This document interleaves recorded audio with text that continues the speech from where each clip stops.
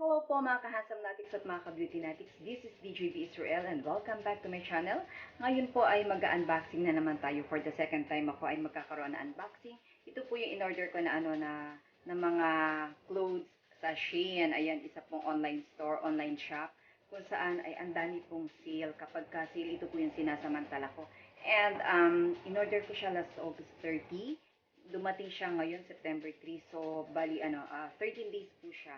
Supposed to be dapat ang delivery date niya ay September 8, pero ang aga, imagine mo, 1 week earlier dumating na po. So, saludo ako sa Shein, ang galing na ang galing ng kanilang pagde-deliver, talagang on time, earlier pa dun sa sa expected date na dapat ay i-deliver nila. So, eto na, mag-unbox na po tayo, samahan niyo. So, ayan, i-unbox ko na siya at sana sana lahat ng sana lahat ng sizes na in order ko ay totoo sa personal, diba? Kasi minsan yung reality versus expectation ay magkaiba. Pero sana ito, reality at saka yung ine-expect ko na na quality at saka yung yung size niya. Sana tama sa akin, ha? Titingnan natin siya, unbox ko na.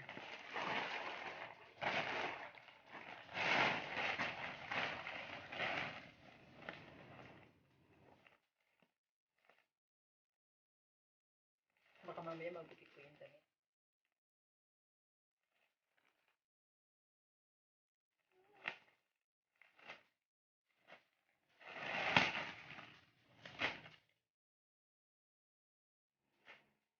So, ayan guys. Ayun naman, ayan. Oh, bibilangin ko kung ilan siya. O, di ba parang ano? 1, 2,